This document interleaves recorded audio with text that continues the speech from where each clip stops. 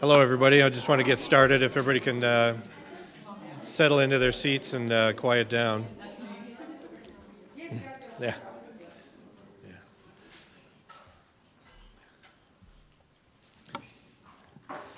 Okay, I want to welcome everybody here to this year's conference on neoliberalism. I want to start with a few thank yous. So first, I just want to, I guess everybody gets to be thanked. So I want to thank everybody for attending. We really appreciate your interest in this topic and your support for this program.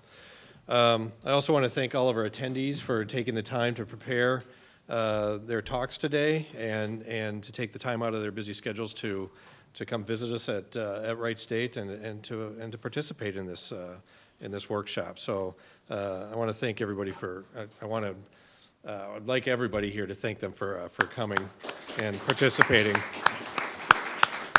then, of course, it's very important for us to thank our sponsors so that we could afford to put on this conference, in particular the travel and lodging and meals for our participants. So the sponsors this year are the Raj Soin College Business Dean's Office, Dean Joanne Lee, the Paul Lawrence Dunbar Library, the University Honors Program. So without their sponsorship, this just literally wouldn't have been possible.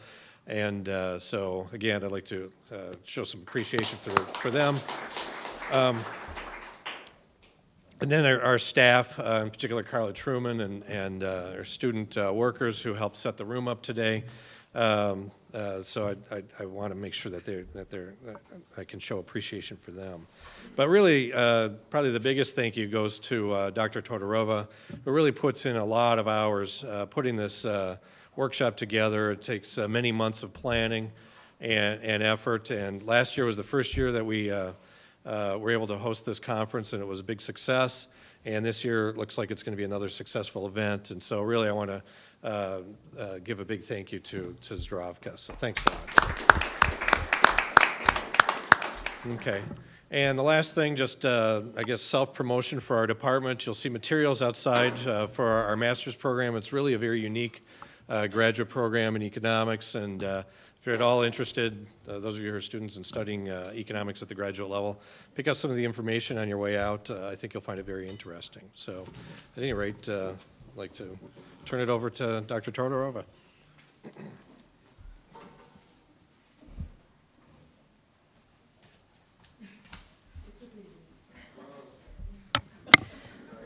Thank you, Tom. Good afternoon, everybody. Welcome. We are all happy to have you here. I would like also to extend our gratitude to Dean Lee and to Tom Trainer for supporting these types of events, and also gratitude to Carla Truman and the work study students that helped with the organization. Carla really helped all the way with organizing this seminar. In particularly also, I would like to thank those who helped promoting the seminar and also helped supporting the seminar generally. This is Taki Manolakos, who actually is one of our presenters, Monica Snow from Raj Soin College of Business, Professor Paulette Olson from Economics Department, and Forrest Humphrey, who designed the wonderful poster, and the image is also on your programs. So keep your programs, they're a piece of art. Also on your programs, you can find a website where you can find information for our speakers, but also further readings on the topic. And you can easily find actually the website by just Googling Neoliberalism seminar, and it's basically the first thing it comes.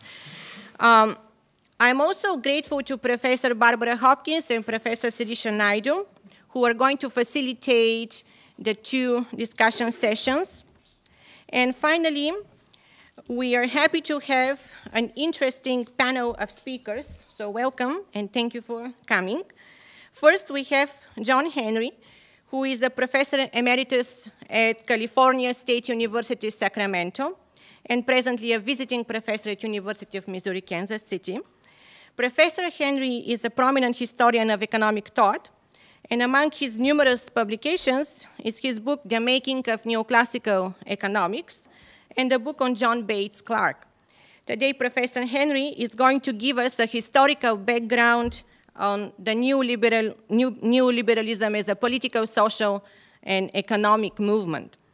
Our second speaker is Charalampos Kostantinidis from University of Massachusetts, Boston.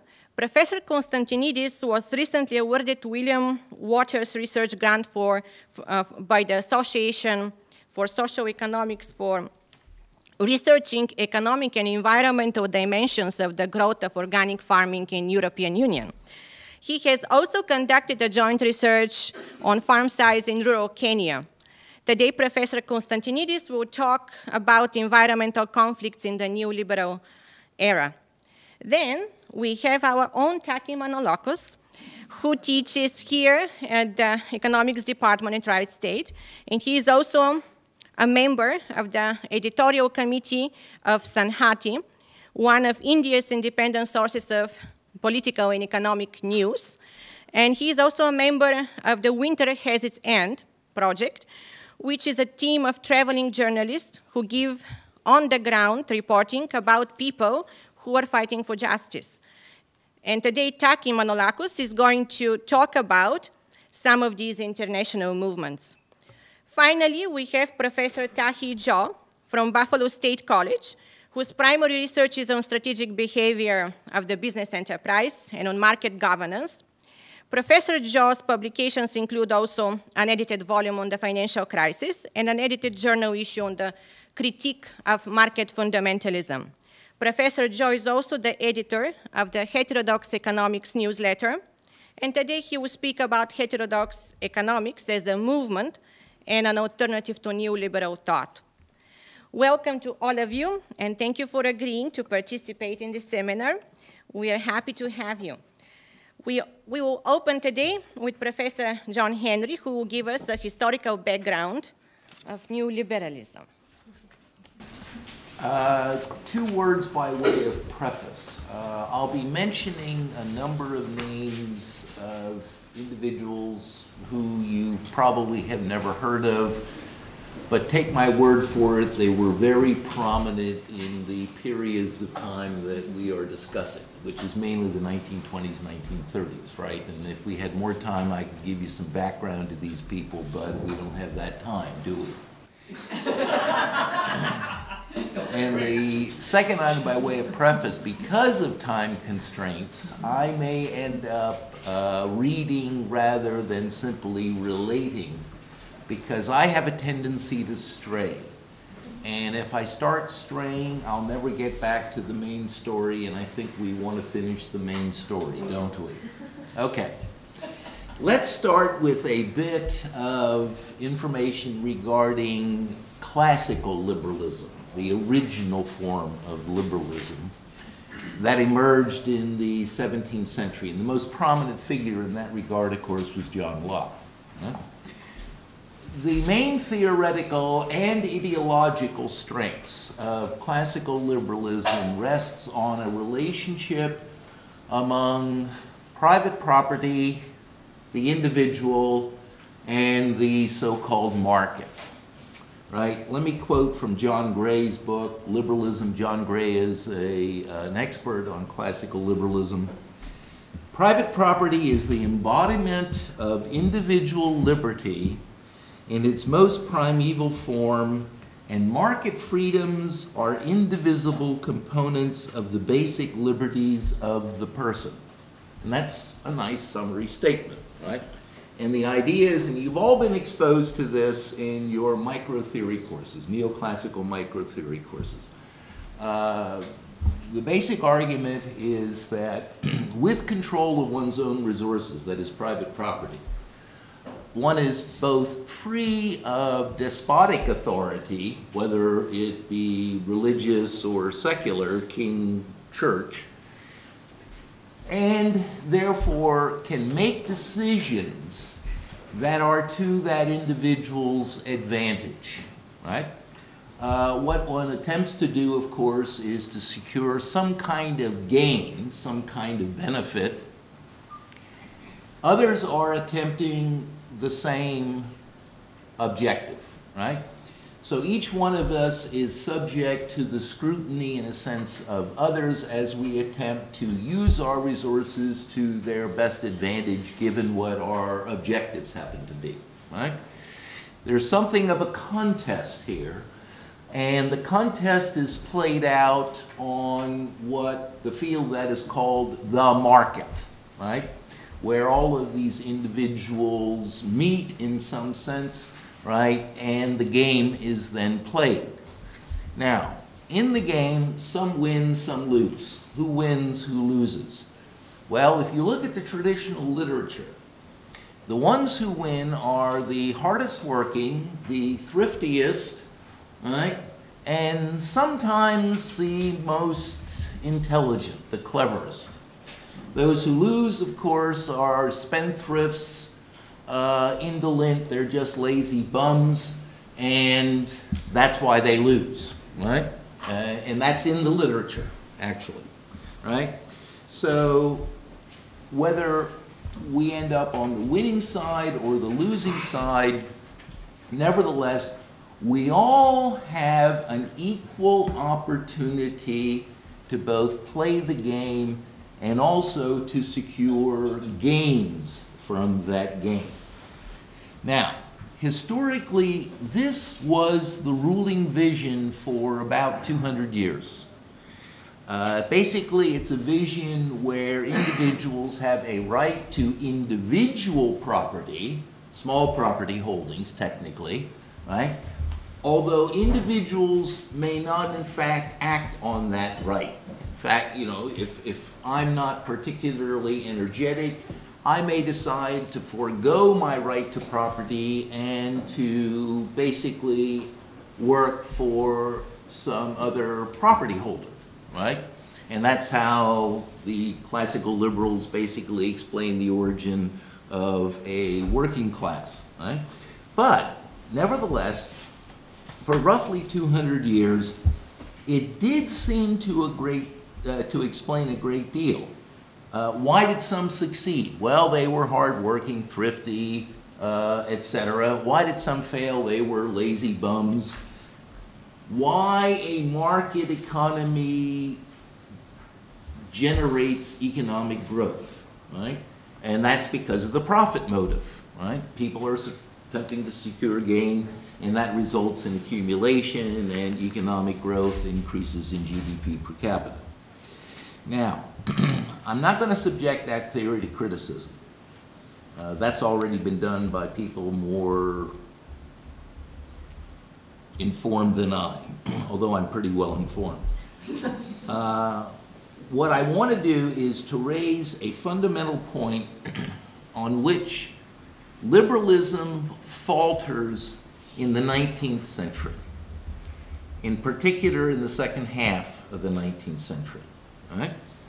For liberalism to hold, a capitalist economy must exhibit competition. And if you look at the development of capitalism in the 19th century, post-industrial revolution starting in England, right, what we find is that some players have a privileged position. Hence, we don't have this equal playing field upon which our individual drives, energies, etc. can play themselves out. Right? A competitive framework is a necessary condition in order to allow the internal adjustment process that produces the supposed optimal outcomes.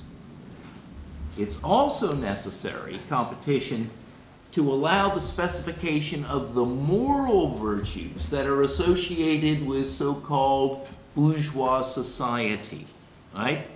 The moral virtues are associated with the individual, right? Individual responsibility, individual activity, individual drive, energies, and the like. That is a moral issue, and if I had more time, I would discuss the discussion, the exchange regarding bourgeois morality, as it's called. For those of you who are familiar with Deirdre McCluskey, she's got a 4-volume set on bourgeois. She's going to be speaking at UMKC in 2 weeks, by the way, on bourgeois virtue. We would talk about the issues surrounding bourgeois morality that were raised in the 1930s. Okay, the point is that certainly in the second half of the 19th century, this so-called competitive framework within which liberalism flourished began to dissipate, and the capitalist economies of the world increasingly exhibited non-competitive oligopolistic structures as the prevailing form of industrial organization. Economists of all persuasions took note of this. I mean, everybody here has heard the word Marx. Most of you have probably heard the name Veblen, right? Well, you'd expect Marx and Veblen to say something about this, but even neoclassical economists observed that there was a change in the industrial order and attempted in their rather limited way to, in fact, deal with that change in the industrial order. Basically, this is when we start to see the development of theory known as market failures emerging, right? And I have a very good, though long, quote from John Maynard Keynes' The End of Laissez-Faire, published 1926. It was a lecture that he gave in 1924, but I don't think we have time for that. So the point, well, let me summarize it, okay?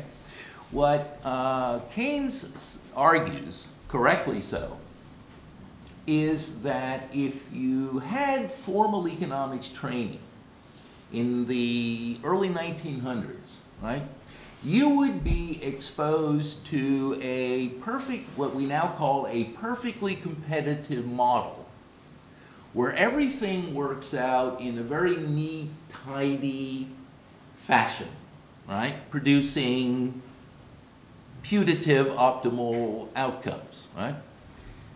That's what the student is exposed to for the first 11 weeks of the course. In the 12th week, you are then exposed to the problems associated with monopoly, the problems associated with trade unions, the problems associated with this, externalities, and the like, right? And that is seen, in his words, as sickness.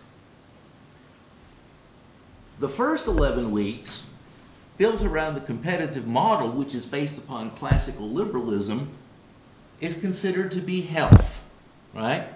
Now, unfortunately, the real world is the world of sickness. But that is the world that is given short shrift, and the analysis thereof undertaken only in juxtaposition to the healthy world of a non-existent hypothetical economic order that has never existed and cannot exist, right? That's Keynes, right? And that's before the general theory. But The End of Laissez-Faire, by the way, is the essay that marks the beginning of the transition from the pre-general theory Keynes to the general theory Keynes, when Keynes starts to become a Keynesian, right? In other words, okay. Now, equally dangerous, in fact more so than the transition to oligopolistic structures, is that in the second half of the 19th century we see the very strong developments of labor unions. And many of these unions had a socialist orientation, that is a non-capitalist orientation, a collectivist orientation as opposed to an individualist orientation. We also see government intervention in the second half of the 19th century. All of this is seen, the transition to oligopolistic structures, large-scale this is the age of the corporation, right? That is a collectivist form of organization. Trade unions are collectivist forms of organization. government intervention in the economy is seen as collectivist because government is a collectivist organization, right? Classical liberalism rests on the individual in its relationship to property and the market, right? Classical liberalism is now challenged. The basic theory of a capitalist order, classical liberalism, is being challenged by changes within capitalism itself. Classical liberalism has lost its institutional foundation, which is small-scale capitalism, right?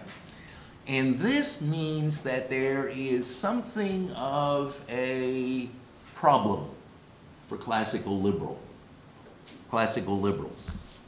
And what you find in the second half of the 19th century are various attempts to deal with this problem. How do you rescue classical liberalism in the face of a changed economic order that hasn't, in fact, outgrown its institutional base from which classical liberalism develops? Okay?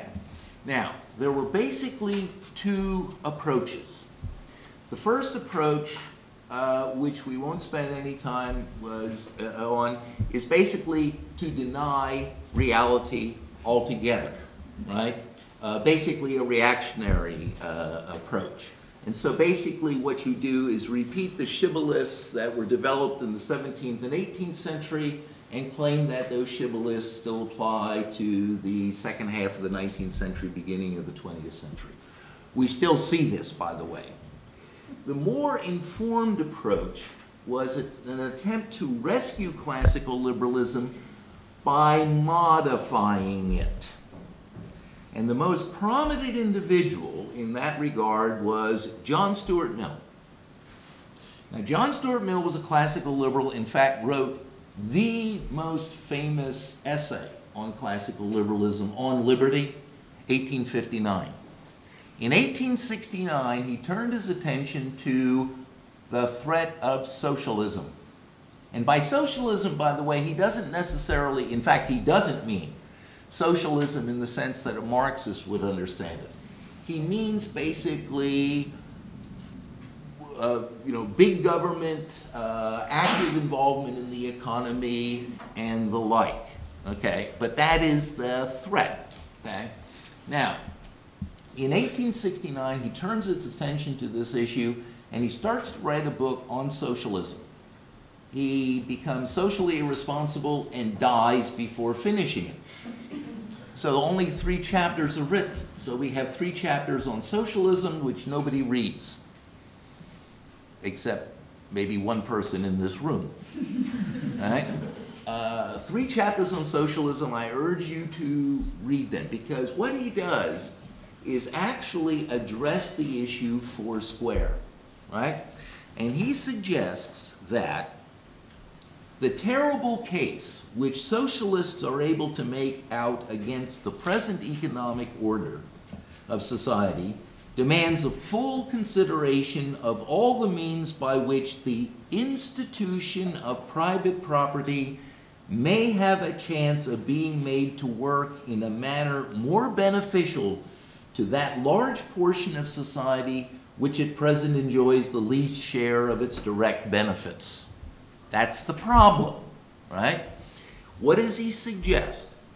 He suggests that in order to, number one, and this is, I'll rest content with this, in order to control the large corporations, in particular the railroads, that were forming in the second half of the 19th century, it is now time for government to impose regulation, to impose itself on the economy, to regulate these collectivist forms of industrial organization in order to save private property and to spread the benefits to a larger portion of the population than currently enjoyed those benefits, right? That is the best argument that you find in the 19th century, and that is the beginning of neoliberalism.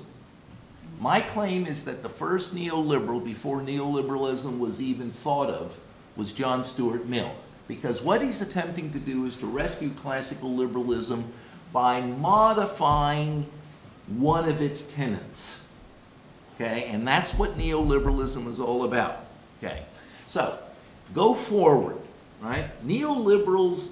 Classical liberals are really in a quandary. They don't know what to do. They don't know where to turn. It's a very bad time for for classical liberals, right? And there's a lot of literature on this. Then in 1922, Ludwig von Mises publishes a book, Socialism. And in there, he argues that a socialist society, a socialist economy, can never be rational because it can't price its inputs correctly and therefore can't price its outputs correctly, it can't allocate those resources in an optimal fashion, the way ostensibly a capitalist economy can do, right? I don't plan to spend any time with that book, but remember the name, Ludwig von Mises, right? Go to the preface of the book. This is a good expression of the classical liberal malaise. The supporters of socialism are not confined to the Bolshevists or to members of the numerous socialist parties. All are socialists who consider the socialistic order of society economically and ethically superior to that based on private ownership of the means of production. If we define socialism as broadly as this, we see that the great majority of people are with socialism today. Those who confess to the principles of liberalism, classical liberalism, and who see only the only possible form of economic society in order based on private ownership of the means of production are few indeed, right? That's a very noted classical liberalism of the classical liberal of the period. You can also find almost exactly the same expression in a work published later that decade by Joseph Schumpeter, right? Which I won't read because time is passing. Okay, now von Mises' book attracted the attention of any number of liberals of the period because they thought here was a possible theoretical argument that could salvage classical liberalism. Two of those individuals were Lionel Robbins, who ended up at the London School of Economics, and Friedrich von Hayek. Okay? That's a household name. Everybody knows Friedrich von Hayek, right? Both Robbins and Hayek were members of von Mises' private seminar in Vienna. It was an invited group of individuals who studied under Mises' direction. Two other notables, Fritz Machlup, famous Austrian economist of the period who ended up in the States, Frank Knight, who was one of the founders of the original Chicago School of Economics. All five of those individuals, including von Mises, were members of the original Mont Pelerin Society that eventually emerges after World War II, right? Anyway, it appeared now that there was intellectual ammunition in support of the classical liberal defense of market forces and against the seemingly unstoppable tide of collectivism that had been developing. Right. Fast forward to 1929, the Economic Advisory Council set up by the British government to enlist economists in providing a solution to the early stages of what is called the Great Depression. Okay? Now, the Economic Advisory Council was under the direction of John Maynard Keynes. Right? He was the chair of the committee. It included names that most of you don't know: Hubert Henderson, Dennis Robertson, A.C. Pigou, Arthur Cecil Pigou, you should know that name, and Lionel Robbins, who by that time was on the faculty of the London School of Economics. Okay? Now, in the EAC, in the Economic Advisory Council, Keynes pushed two ideas. One is that government should spend on public works. Government should actively invigorate the economy. Secondly, government should impose a 10% tariff on imports and a 10% bounty on exports. In other words, to violate the principle of free trade internationally. This greatly perturbed Lionel Robbins, right? Because Lionel Robbins' position from a classical liberal perspective was that, in fact, government should not involve itself in the economy. You should let market forces work. In fact, the problem for Robbins, the reason why we had a Great Depression is because we had non-competitive industrial organizations that should be eliminated. We had trade unions that should be eliminated, and so on, right? In other words, rather than wrestling with the issue of a changed economic order, what Robbins was proposing was to restore the competitive order of 100 years or more previously, right?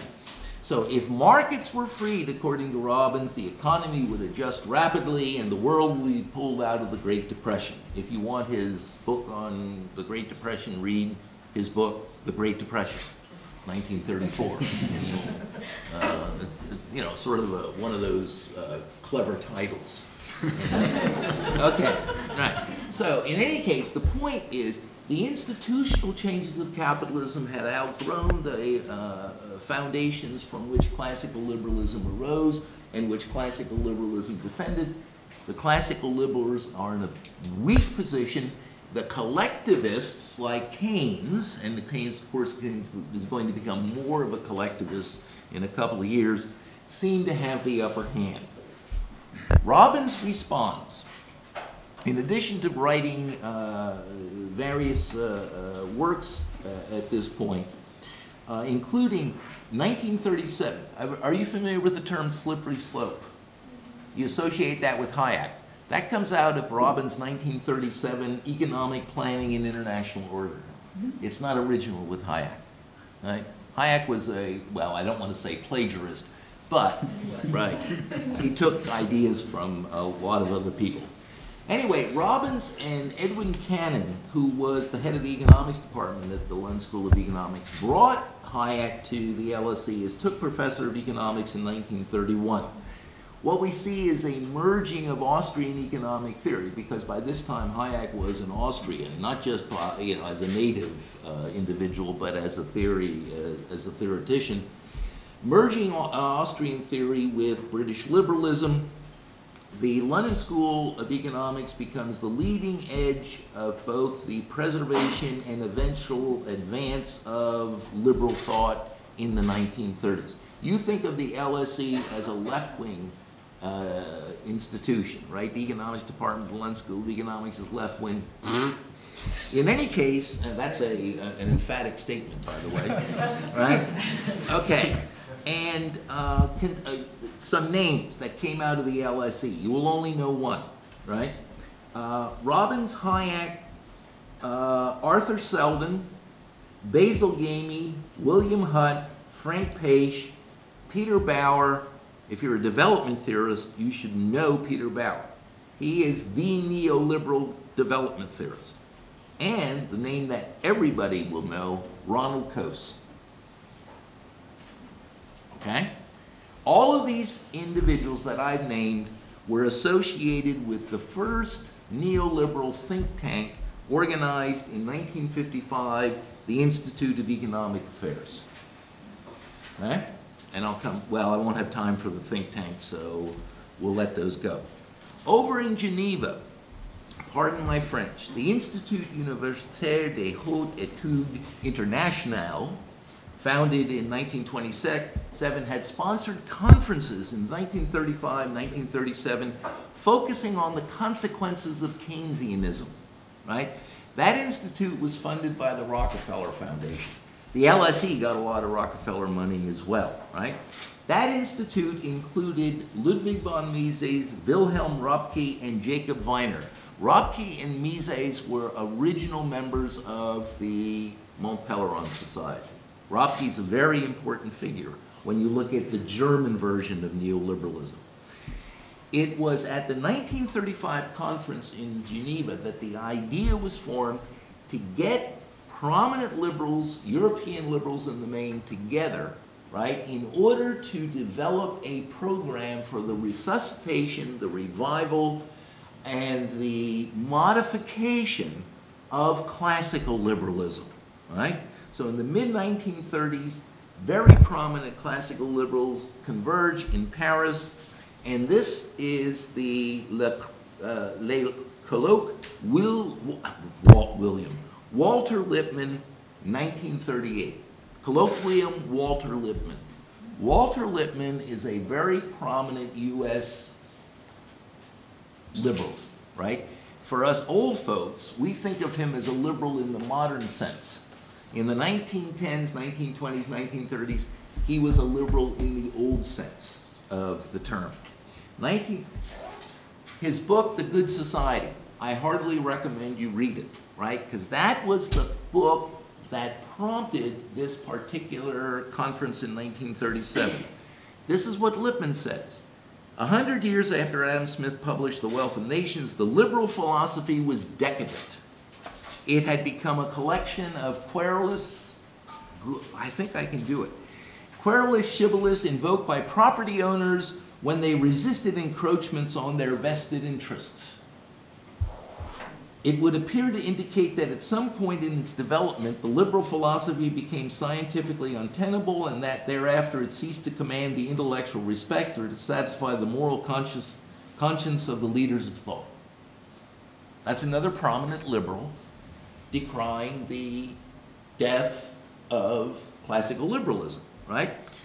He calls for a program to revive classical liberalism by bringing it into line, or at least closer in line, with modern developments. 1938, Louis Rogier, philosopher and chronicle of the Geneva Conferences, I'm going to start reading now, convened a meeting to take up Lippmann's challenge. Among the 26 in attendance, and this is in Paris, okay, this is where you have the first real organization of neoliberals. 26 people, right? Walter Lippmann was there, although he was a little suspect.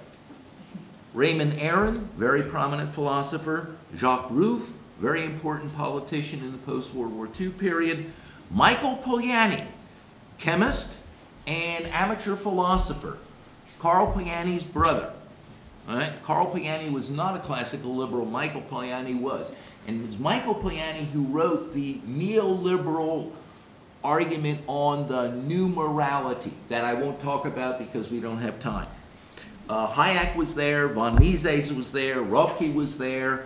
All of those people played a prominent role in the revival of classical liberalism in a modified form in the post-World War II period. According to Richard Cocken, his book, Thinking the Unthinkable, really a good book, and he's a liberal. Right? The focus of their discussions was directed to the single individual they believed most responsible for the deplorable state of liberalism, Keynes. Now that's pure nonsense, right? But that was, in fact, their position, right?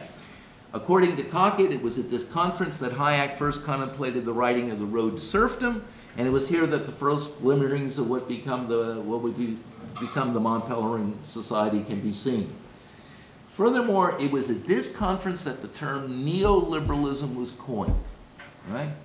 Although the word itself goes back to a book written in the 1920s, but the idea for a neoliberal program was first enunciated in Eli Heckscher's Old and New Economic Liberalism of 1921.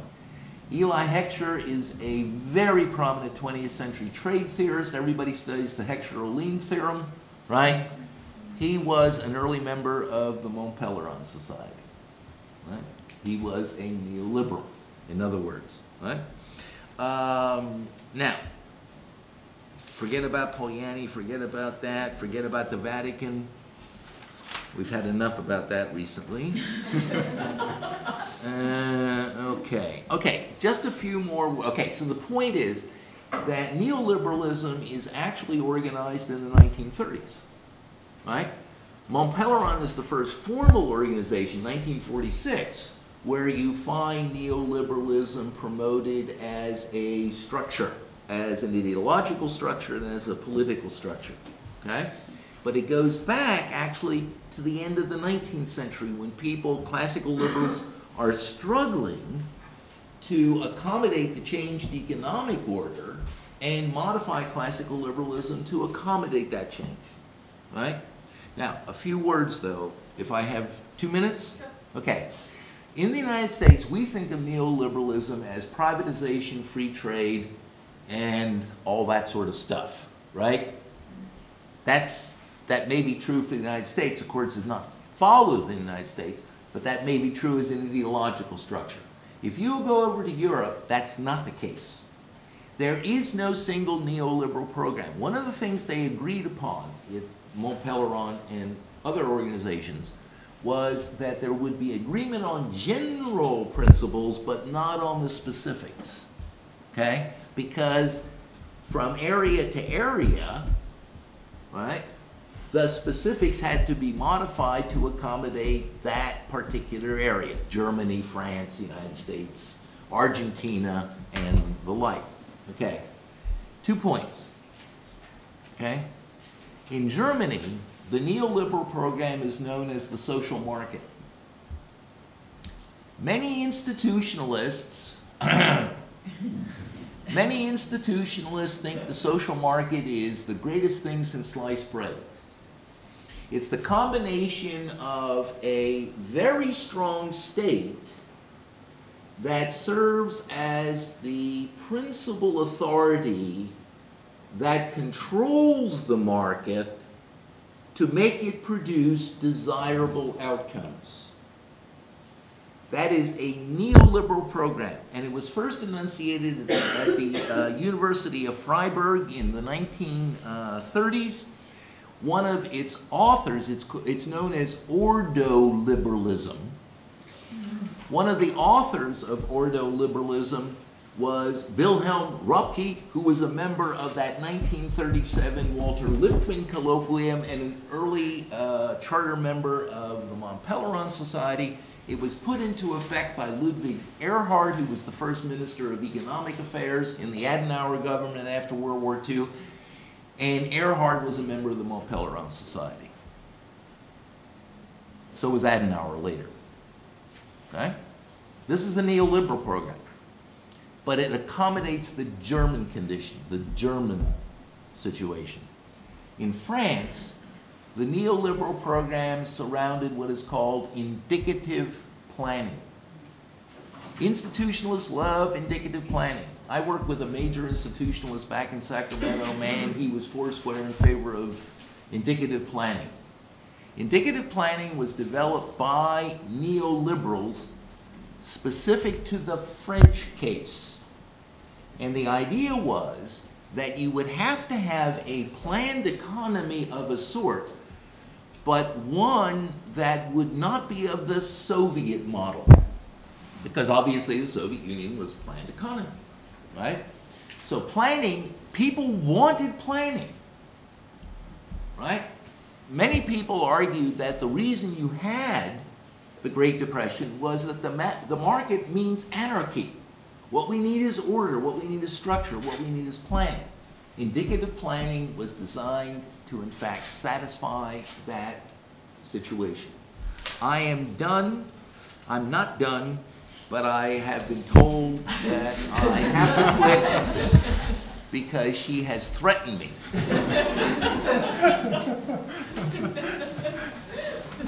And it's not idle.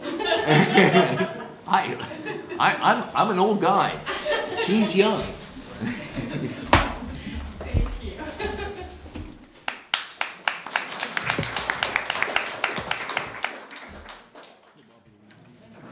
Can you guys see that? Shall I get out of the way too? Well, that's your position. All right. So, thanks first of all for having us here. Very big thank you to Stravka for organizing this, and thank you everybody for coming out today.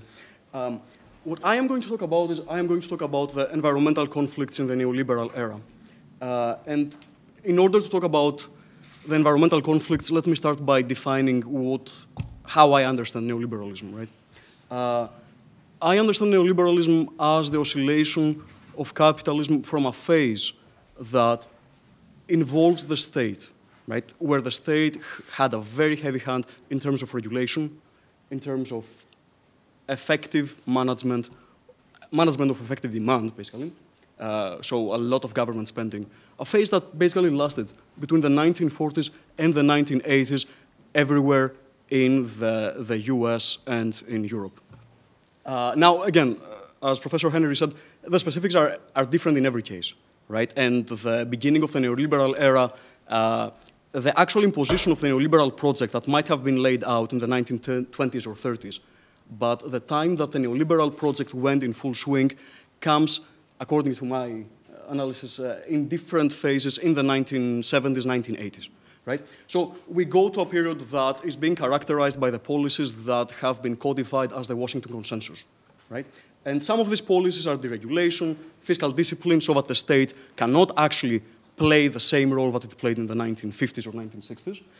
Privatization, so the state should let the market decide the allocation of resources to its most effective and most efficient users. Liberalization, so impediments to free trade should be done away with, and creation of markets. So markets are being viewed as an efficient way of making decisions, so we need to create markets where markets are not in place.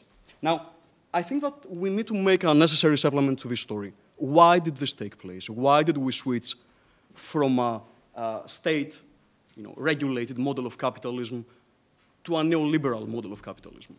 And I think that we need to take into account the attack of capital against labor. Right?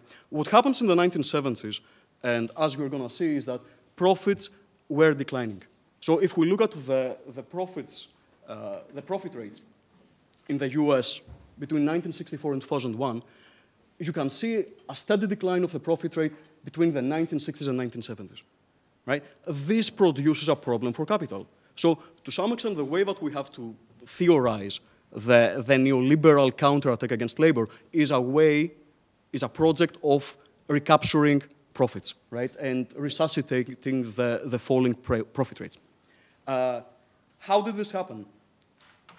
This happened by, I don't know if you can see that. This is the labor share. This is I don't know if we can dim the light somehow, but if you think of national income as a pie, right? This would be telling us how much of that pie goes to labor and how much goes to capital. Now, one of the stylized facts that Nicholas Kaldor, a famous economist, describes for capitalism is that the labor share is fairly constant, right? So the idea is that the labor share is constant around 2/3 for long periods of time. Now, if you look at the labor share between the 1940s and the 1980s, it will be fairly constant, right? After 1980, the labor share, the part of the national income pie that goes to workers, declines constantly. I think this is necessary if we want to understand what is going on during the neoliberal phase. Right? Now, my talk is about capital and the environment. Now, why do we care about capital and the environment? And actually, more importantly, why does capital care about the environment? And I am going to make two claims here. The one is that we have to think about the interest that capital shows in the environment as part of the larger story of declining profitability. If profit rates are going down over long periods of time, and this is something that a lot of people have shown, including Panagiotis Manolakos and Deepak Garbasu in a recent RRPE paper, if profit opportunities become scarce, then capital needs to find new areas where it will operate. And the second story is a story of legitimacy. Now, during the last 30 years, capitalism has not been operating very successfully. I mean, let me explain what I mean by that. Inequality is growing. This is something that basically everybody knows today. Unemployment is higher as a long-term trend than it was in the 1950s and 1960s. The wages have not been increasing, and I think some people are going to talk about that later. Now, we need to find success stories. We need to find every economic, every political system needs to be able to point to something and to say, see, I did well. And to some extent, the environmental aspect provides with capital both the profit opportunities and the legitimacy opportunities. Now, this is a nice quote from some banker that is investing very heavily in organic farming lately. And what he basically says is, I'm killing two birds with one stone. You know, there's not very much profit opportunities around, and hey, if I can do something that saves the planet, that's good for everybody. Now, let me show you another thing. You know who that guy is on the left, right? This is, and you can see the pictures very well. This is Tom's. This is the guy, the Blake Mycoskie, the founder of Tom's, this whole brand that, you know, you buy one pair of shoes and he gives one pair of shoes. Now, think about that and compare this with Foxconn. Compare this with the stories that we heard lately about the conditions in Foxconn factories. Foxconn is a major Apple supplier, right? About all the human rights violations and everything that's going on there. Now, if you see Tom's as a brand, you don't think about factories, right? You think about how this is a capitalist who cares. And that's important because it shifts the focus from the labor conditions to something else, to something that makes capitalism friendly, to something that makes capitalism successful, to something that makes capitalism desirable. Now, that doesn't move now. All right. Now, what are the cases of environmental conflict that I would like to talk about? Climate change, agricultural and food, and at the end I want to talk a little bit about austerity. In case you haven't noticed, I am Greek, so I'll talk about Greece a little bit. Now, regarding climate change, I'm sure you've heard of the Kyoto Protocol, right? It's an international agreement that basically tries to reduce greenhouse gas emissions by around 5% compared to the 1990s. Now, how is that being done? According to the Kyoto Protocol, the industrialized, which by the way was signed by around 119 countries, 38 industrialized countries are being given concrete targets, right? They're being given concrete emissions targets which are being given compared to what they were emitting in the 1990s. Now, after that, after these targets, the Kyoto Protocol is basically creating a system of permits.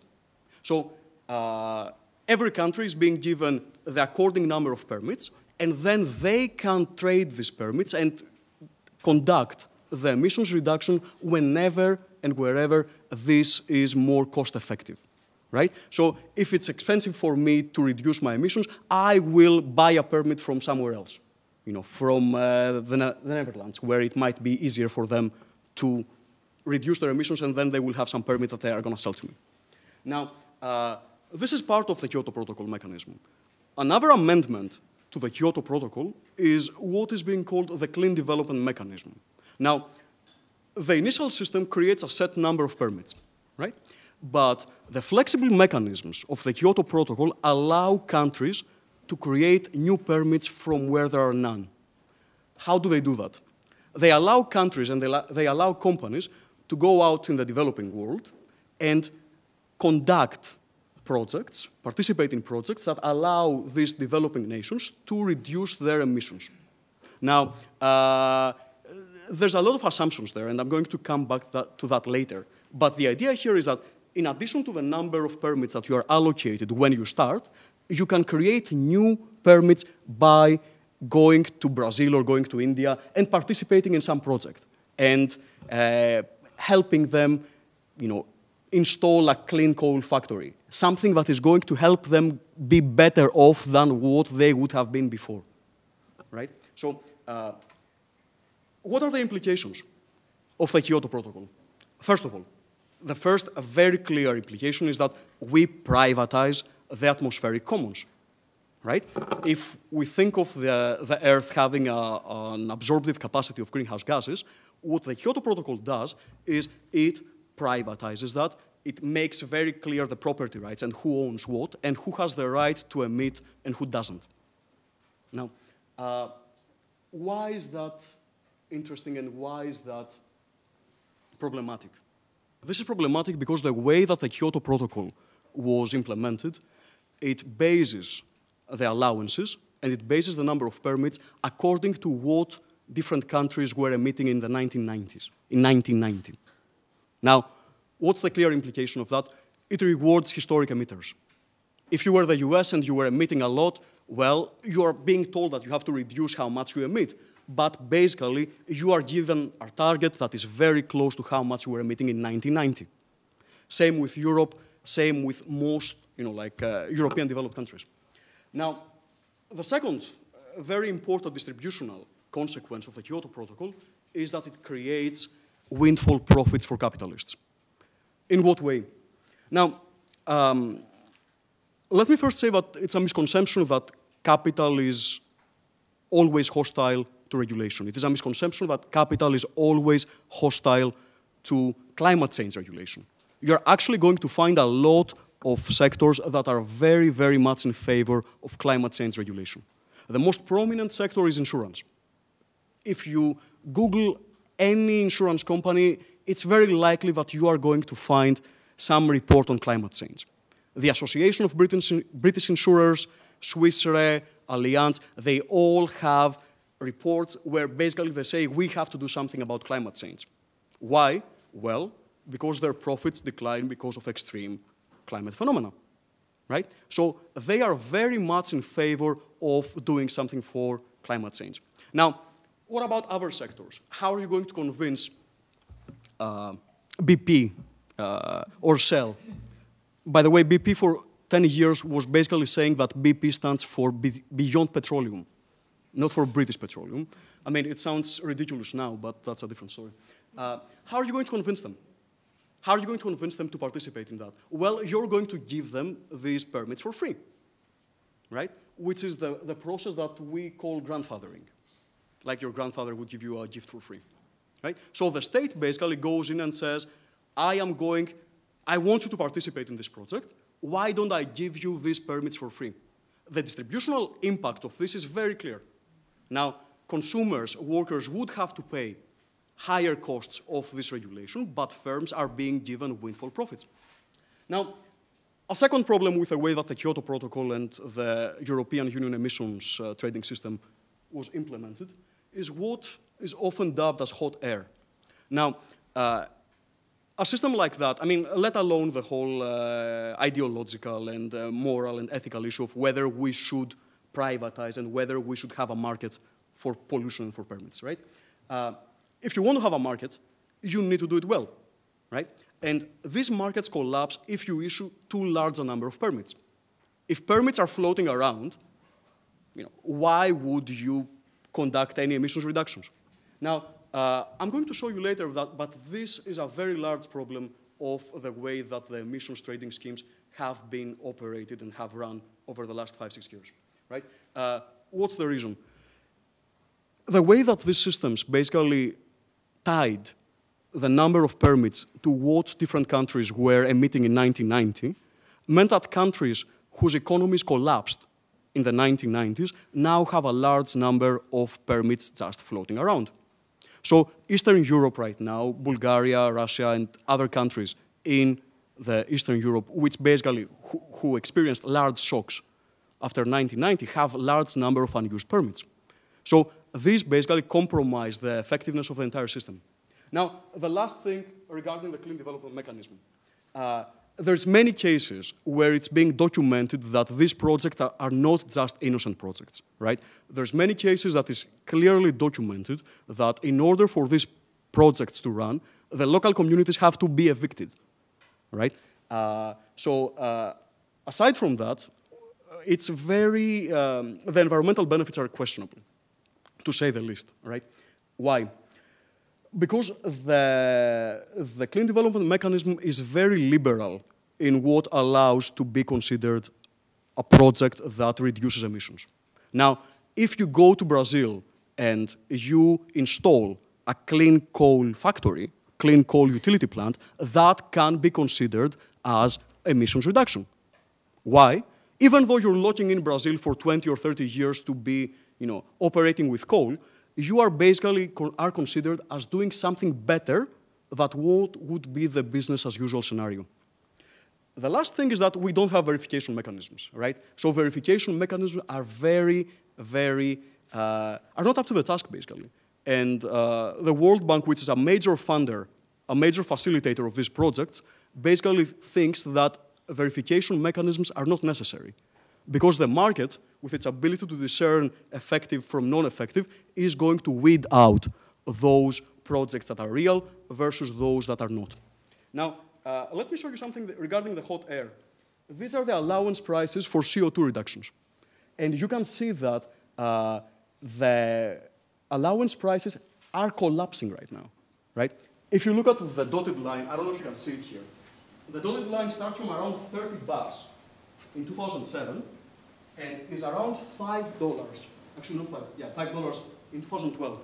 Right now, you can buy an emissions reduction unit for 7 cents.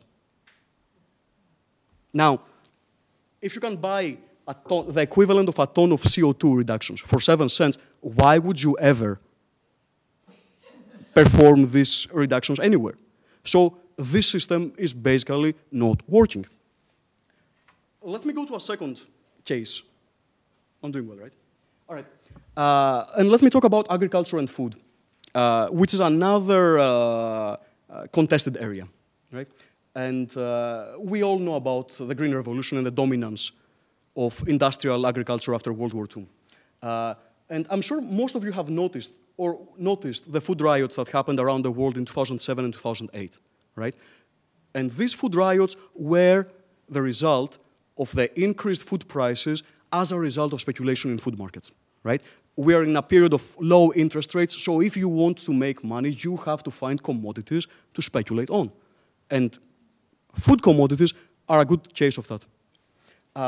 Now, at the same time, I don't know if people noticed or if people have heard about the land grabs in Africa. Right now, we have I don't know how to call it. It's basically an attempt to recolonize Africa in some sense. Like different countries and different companies are trying to get land in Africa, right? And the idea would be that this is where you would be able to produce food in the future. Now, these projects are happening under the auspices of the World Bank, and let me say that they are questionable to say the least. So who has private property rights and what communities are selling off their land, or is their land being taken away from them? Is women's land being taken away from them? Does everybody understand what is going on there? That's not very clear. The last thing is something from the US. I don't know if you caught this 2 weeks ago, the Monsanto Protection Act, where basically Congress passed the Farmer Assurance Provision of House Resolution 933, which basically is protecting companies that are producing genetically modified crops from any future litigation against them for negative health risks and effects that may be proven in the future, right? So basically the Congress is protecting Monsanto in the sense that it's telling them, you're never going to get sued, right? If in the future we find out that there are negative health risks associated with genetically modified crops, you are going to be covered. You are not going to be sued. Now, what I would like to tell you, what I would like to tell you about is organic farming, right? And especially organic farming in Europe. Because the idea is that, first of all, that organic farming represents an anomaly to the neoliberal ideal. Why? Over the last 20 years, European countries are subsidizing farmers heavily to convince them to switch to organic farming. And this has been very successful. You have countries that are operating with over 10% of their land being transitioned to organic farming. So Austria is around 14%, Sweden is around 14%. Other countries went from 0 to 10% within 10 years. Now the idea here is that, part of it is associated with a different vision that Europeans like to think that they have regarding their version of capitalism, right? They always, Europeans like to think that they are green capitalism as opposed to the US, which is destructive capitalism. But that's a different story, right? Again, it's considered, and again, it's associated with legitimacy, right? It's about how our capitalism is better than yours. Now, these subsidies are an anomaly in the neoliberal paradigm, right? Because At the same time that the European Commission is going around the world telling African governments not to subsidize their farmers, they are doing the exact opposite. Now they're greenwashing it, and they say that this is something that we're doing for environmental purposes, and this is something that we're doing because this type of organic farming confers other positive externalities. It supports the small farm, it supports environmental benefits, but this is not quite the case. Now, this is the average farm size in hectares in 2000 and 2007 for different countries, for conventional and for organic farms. And I apologize in advance because you can't quite see the numbers, but the basic idea is that in most European countries, conventional farms are much larger, organic farms are much larger than conventional farms. In some cases, the difference is just mind-blowing. Like if you look at Bulgaria over there, the average organic farm is 84 hectares. The average conventional farm is 6 hectares. In most cases, it's the same thing. Hungary, the average conventional farm is 6 hectares. By the way, if you want to convert this to acres, a hectare is 2.5 acres, right? So the average conventional farm is 6 hectares. The average organic farm is 350 hectares, right? And the same pattern operates in most of Europe, right? So is this a new opportunity for capital? Yes. This is not organic farming. This is not an idyllic farming. This is not an organic farming where, you know, you have a small farmer and he's like working with his father, you know, with his old father and his, you know, grandmother or something like that, plowing the land and, you know, like doing the type of organic farming that we associate with small and sustainable.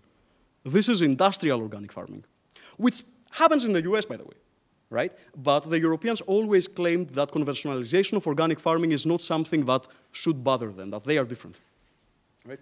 So what do we have here? Again, we have a movement of the organic from an organic movement to an organic sector. And organic goes from a movement to a set of guidelines. You know, is this organic? Can I use this fertilizer or not? At the same time, labor considerations become secondary, to say the least. You know,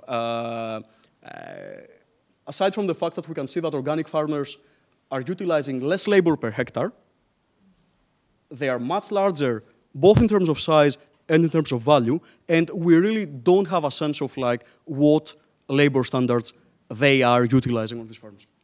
Last thing that I would like to talk about is the current environmental conflicts in Greece. Now, some of the most visible cases of resistance to austerity have been waged around environmental struggles in Greece.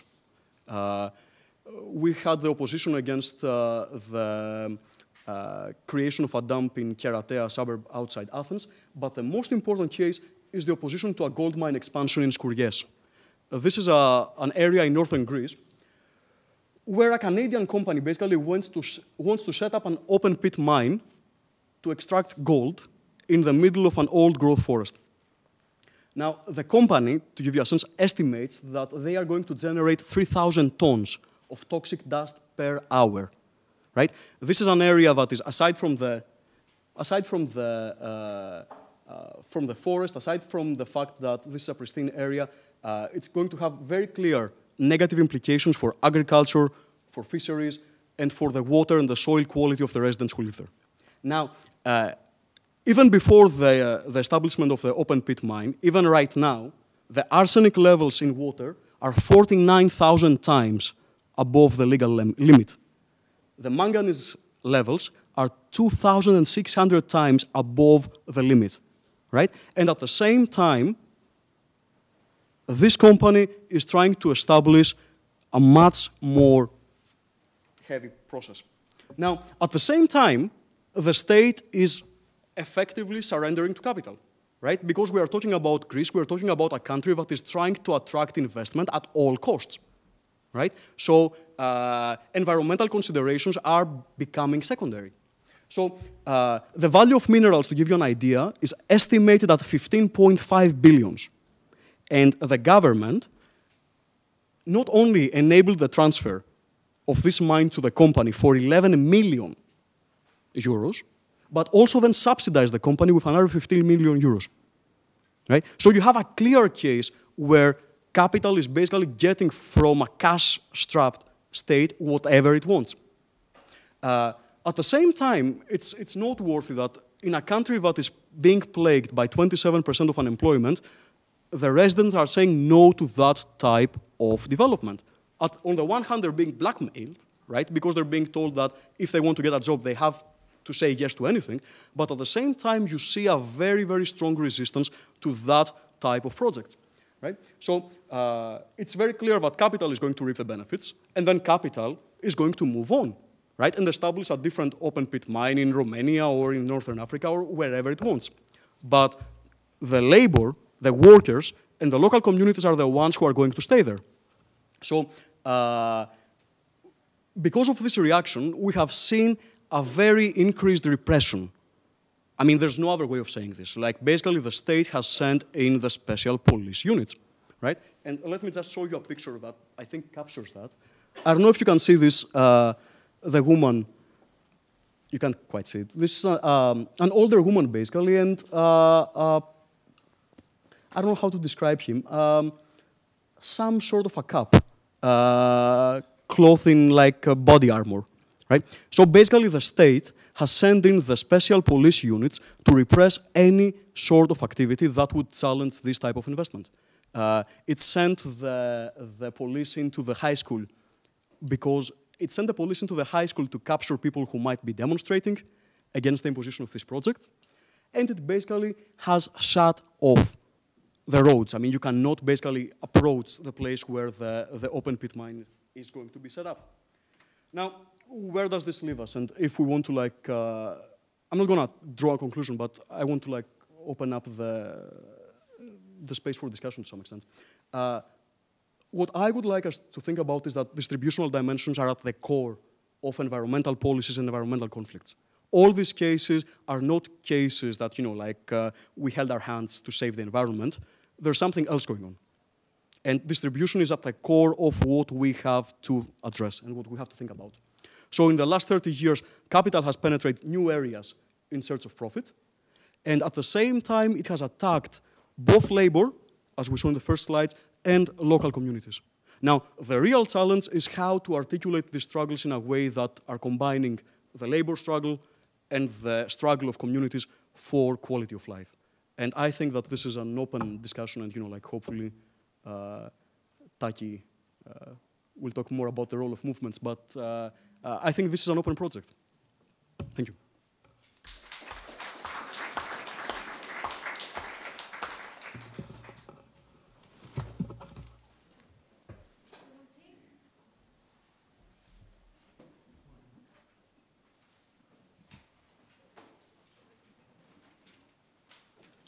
Any questions? We have about 12 minutes for questions.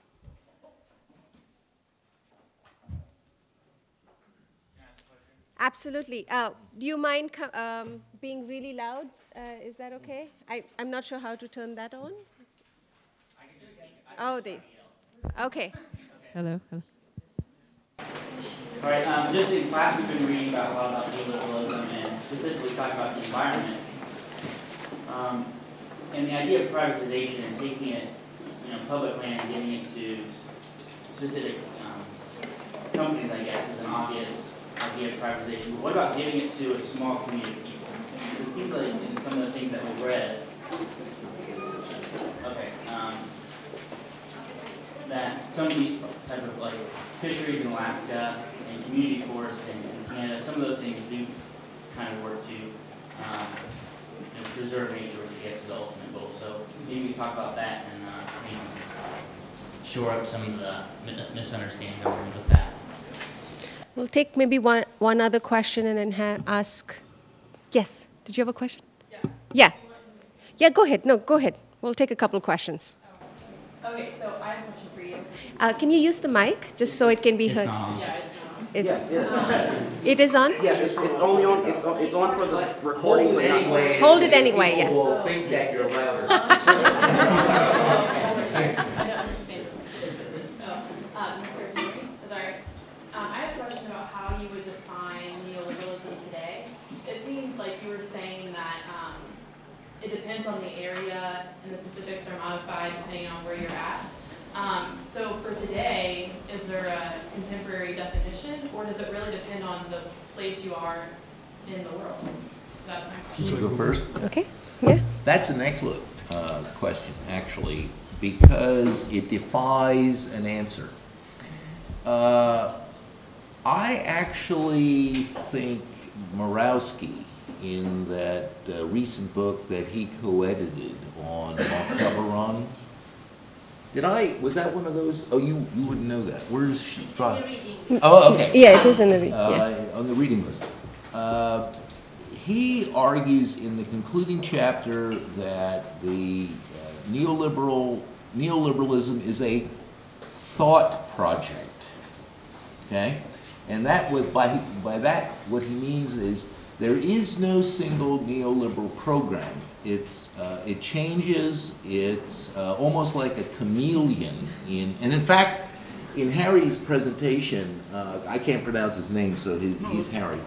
In Harry's presentation, I mean, he actually spoke to that. You know, you have government subsidies. That seems to be anti-neoliberal. Well, given the specific circumstances, right, in European agriculture, no, it's a perfectly legitimate neoliberal program. The social market seems to be anti-neoliberal. It was a neoliberal project, indicative planning and things of that sort. It changes, right? So there is no single neoliberal program that's a constant. So in that sense, you can think of it as a thought collective or a thought project, right? Where people of this persuasion are constantly moving and moving ahead of us, by the way. And that's the real danger. Yeah, it's a good question. Regarding the role of communities, do communities work? Yes. Can communities work for preserving nature? Yes, I think the answer, and you know, like here I would like to point to the work of Elinor Ostrom, right? Elinor Ostrom is the best example of scientist who basically addressed this question. Can we avoid the tragedy of the commons? And the answer is yes. So we can create mechanisms where the communities are effectively good managers of their environment. Now, is that part of the neoliberal agenda? No, it isn't. So the neoliberal agenda actually is the opposite. It's taking away the commons and turning them into private property, right? And again, it has to do a lot with what Professor Henry talked about, the role of the individual, right? So if you think about neoliberalism as a system, a political or ideological system where the individual is being put at the forefront, essentially there's no space for community, right? Do we have successful examples of resource management by communities? Yes, I think the answer is very clear to that. And you can see a lot of that both in the developing and in the developed world. Is that going to become the way to go in the future? I believe yes, because I mean it's not that. I mean, to put my cards on the table, I am not a statist. I mean, like, especially if we have stories of the state like the one that we described in Greece, right? A state that subsidizes capital without any reason. I don't think that this is an effective way to go in the future. But are the communities going to be put in behind the driving wheel of the neoliberal project? No, they're not. Other questions? Yes. Can you pass the mic to him? Is it working? Is it now working? Okay, well, we're still faking. Yes. In the last presentation, we talked about labor's share of national income being on a downward trend for the last few decades. My project, actually, for Dr. Naidu's class, is to try to determine if that trend reversed and became going in an upward trend because of the Great Recession. And I think from your graph, I'm making a losing argument. My perspective was that equity markets as a whole, the indexes declined by about 35% during that time. and housing prices probably fell by even more, while unemployment didn't really go up nearly as much, and wages stayed fairly consistent. Is there pretty much any way to make that argument that trend reversed, or You can make it. I pulled this data last week. So would you like to? Yeah. Actually, if you confine yourself to 6 months, yes. Because what happens with the change in the nature of income, where more and more of it that goes to the top 1% is based upon basically speculative activity, paper, rather than wages and salaries or whatever the case would be. That is a much more unstable form of income than wages and salaries. So with the so-called Great Recession, you saw, well, this is what your data show, right? That while wages and salaries fell a bit, they were actually much more stable than the income share of the top income earner, or the incomes of the top income earners. And that's because their incomes are based upon some kind of capital gain, and with declines in stock prices, et cetera,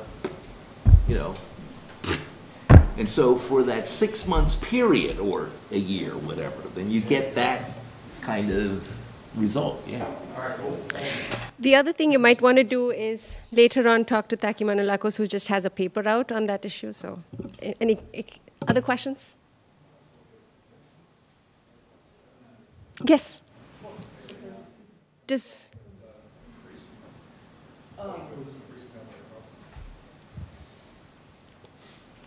One of the things I think the way you've talked about the idea of sort of neoliberalism as different than what we've been thinking of as neoliberalism. What we've been thinking of as neoliberalism is the deniers, really, and not. So the way you break up the neoliberalism, the sort of responses to the objective lack of reality embedded in classical realism, the two sort of approaches is one to deny it and the other to sort of find some modifications. And what we've been thinking of as neoliberalism is just the deniers and not the fix-it people. But it's interesting, even in the United States, the earned income tax credit, for example, was a neoliberal solution. Obamacare was originally a neoliberal solution. Yeah, came out of Massachusetts. As the sort of it seems to me that perhaps the way to sort of think about understanding neoliberalism is the need to sort of contrast it, that's sort of the German model of the social market, and contrast that to the social democratic project of the Scandinavian countries that ultimately failed in the sense, it failed not in the sense of being economically viable, but failed in the political sense of ever being able to achieve their goals. Because they had a bunch of, there was much more collectivism in the sense, in the German model of capitalism, you have, your sort of social rights come from your role as a worker, your engagement with the market, your connection with the market. In the social democratic model, it comes from your right as citizens. That's a radically more collectivist way of looking at it. But the social democratic model in the social democratic countries never got powerful enough to really force concessions from capital. What they were able to do was to, be able to sort of amass resources that they could use for government spending, for healthcare and so on. But there's also a fundamentally different model. What you have in Germany is you don't have a lot of government spending on that. You have, if you work, you have to get health care. But in the social democratic model, it's provided by the state. So you have a that I think illustrates the limits of neoliberalism better than the way we normally think of it. No, I think you're right. in that you know, if you count the number of neoliberals in 1937, you can count them on 3 hands, right? So it looked like it was hopeless. If I had had more time, you know, I would have gone into the way they actually organized the neoliberal programs, plural, and the institutes that they set up, and the publication programs and things. Well, they are to be applauded in a sense, because they accomplished something that in the 1930s appeared impossible to accomplish. And so the proactive aspects of the neoliberal program, I think, is what actually should be focused on, precisely. Can I give you one personal anecdote, if you don't mind? That'll be my question. Oh, good. Thank you for asking that question. Yes. I want to have to make sure I get the name of the institute correct. It's the Institute of Intercollegiate something or other, and they published the Intercollegiate Review, which is a quasi-journal. Right, comes out, I don't know how many times it comes out. Anyway, when I was an undergraduate, and this goes way back to 1961, 62, 63, 64, 65, every college student in the United States could get that publication free. You still can. You now have to join the organization, but that's free. Right? And then you get this publication. That is the first time I heard the names Hayek, Ayn Rand, a bunch of other people, right? Milton Friedman used to write for it. George Stigler wrote for it. This was one of the standard neoliberal publications. And it appeared to be of a purely academic nature. I mean, what does an undergraduate know, for goodness sake, particularly back in the 60s? I mean, you know, the word neoliberal really wasn't a household word. We couldn't identify these individuals, and they were well-written pieces, and they were written for a general undergraduate university audience of not just economists, but anybody. That is one aspect of this proactive program that the neoliberals instituted, right? That was probably very effective. I'm pretty sure that by the end of my academic career as an undergraduate, I was convinced, right? I remember reading Ayn Rand as a consequence of this magazine, and I said, well, this woman makes a lot of sense, right?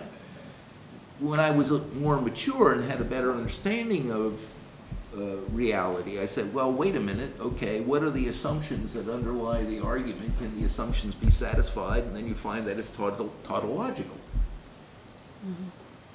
and also incoherent. But it's not obviously so. You know, it's not obviously so. So that's simply one example, and that's of a personal nature, right? You have all of these publications, you have all of these organizations, and these organizations are interlocked. You have the Atlas Research Foundation, which is an umbrella organization of any number of so-called think tanks, and they have their in-house publications. They're in touch with journalists, they're in touch with politicians. They work very hard. We over here think of neoliberalism as coming to the fore with Reagan and Thatcher, right? And they were working well before that. I mean, Reagan and Thatcher are the consequences of the effective post-World War II neoliberal program. So, one very quick last question, and then I have a comment for Harry, and then we'll have to end this session. Just a quick observation, tying the two together. talk about neoliberalism, and it seems to me kind of like a cheat. Like, whatever works for different countries, you do it, and we'll still call it the same thing. And talking about Greece, you know, heavy state influence right now with subsidizing, and you have other countries that don't want to touch it at all, don't want the state interference. It's still called the same thing. You set these broad rules, and they kind of, you know, change it as you go, and we'll call it the same thing. Isn't that kind of a cheat? Well, we didn't set those rules. The neoliberals set those rules, right? I mean, you know, Erhard, Rupke and Erhard they're dead now, were confirmed neoliberals. And Rupke was one of the people who basically organized the Ordo liberal program of Germany, and Erhard was the guy who put it into effect as Minister of Economics Minister, right? So, and that's a heavy state role for it's a heavy role for the state in sort of structuring the economy, right? But we didn't, you know, that's not our program, that's their program. In other places you see the deregulation, the attack on the state, but everything is designed to produce, you know, superficially it appears that they're extolling the virtues of liberty. Well, they are. The question is, for whom? And that's where Harry's stuff comes in, right? Because whenever you look at any particular program, it's always structured in a way to advantage capital. And the programs differ.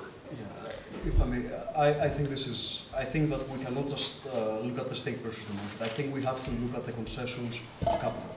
Like, this is the defining characteristic of the last 30 years. Now, in certain cases, it might be preferential to do this with free trade, right? Because so it's clearly benefits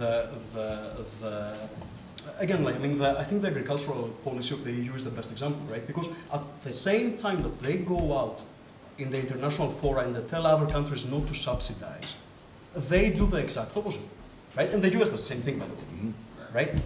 And is that part of neoliberalism? Yes, it is. I think sort of, you know, another way, Harry, that you had brought up is this, you know, what Barbara was talking about, the naysayers and the fixers, and, you know, what you're talking about, you know, what is neoliberalism actually doing and who does it benefit? I think one sort of illustration of that from your presentation was not just sort of EU agricultural policy, but Greece, for instance, at the same time that it will provide subsidies for organic farming, right, to be green, at the same time will withdraw from its role of protecting the environment when we talk about mining, right? So you have this both, you know, the state pulling back when it's important for capital to make profits, but also the state intervening when, you know, it means that capital will make profits, right? So it's this, you know, even within a particular country, you see this kind of, you know, this kind of, it's not even a contradiction because it's, you know, the objective is very clear and it can, like you said, give lots of various names. But we're out of time, so thank you for our two presenters. I think we have some refreshments at the back, and we start our next session in about 10 minutes or so.